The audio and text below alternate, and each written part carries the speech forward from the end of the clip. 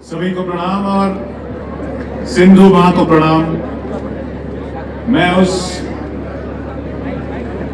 समुदाय से आता हूं जिनको सिंधी कहते हैं और ये हमारी मां है, इसलिए हम अपनी मां के पास लौट कर आए हैं। लेकिन सबसे पहले हम धन्यवाद देंगे उन लोगों का जिन्होंने हमारी मां को संभाल के रखा, और वो है लद्दाख। ये जननी है सभी सभ्यताओं की, इसी से सारी सभ्यताएं निकली हैं, इसी से सब निकले हैं। ये नदी नहीं है, ये हम सबकी रगों में बहती है और इसको लद्दाख ने संभाल के रखा। कहते हैं मां के लिए सब पुत्र बराबर होते हैं, लेकिन जिस पुत्र को सबसे पहले पोषण करती है वो सबसे बड़ा बेटा होता है।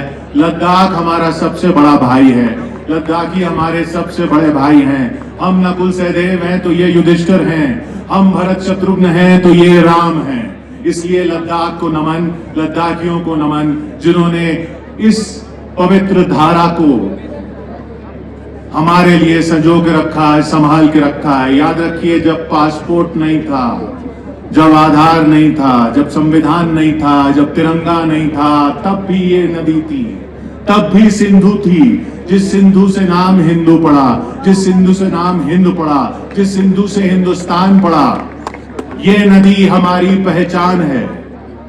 हमें और कोई पासपोर्ट, किसी आई कार्ड की जरूरत नहीं है, ये है हमारी पहचान। हम अपनी पहचान पे आए हैं और इस पहचान को संभाल के रखा लद्दाख ने, इसलिए लद्दाख को नमन करते हैं। जब फारस से लोग आए, वो स नहीं बोल सकते थे, तो उन्होंने सप्ताह को हफ्ता बना दिया और सिंधु को हिंदू बना दिया, हिंद बना दिया।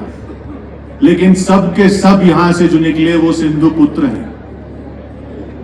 ये हिंदुस्तान सिंधु पुत्रों का है, ये विश्व सिंधु पुत्रों का है, क्योंकि ये सबसे पहली सभ्यता है, ये जननी है सबकी। इसलिए हमें याद रखना है और हमें याद दिलाना है कि हम भूले नहीं हैं, हम भूले नहीं हैं, हम भटके नहीं हैं।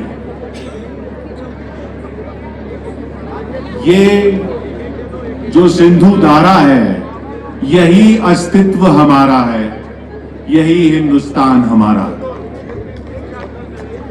बहुत बहुत धन्यवाद आप सभी का जो मुझे यहां दो शब्द कहने का मौका दिया। हम सब यहां पर भाग्यशाली हैं जो आज इस पावन धरती पर, इस पावन जल के सामने दर्शन करने पहुंचे। कहते हैं गंगा में डुबकी लगाने से मोक्ष मिलता है, सिंधु में सिर्फ दर्शन करने से मोक्ष मिलता है।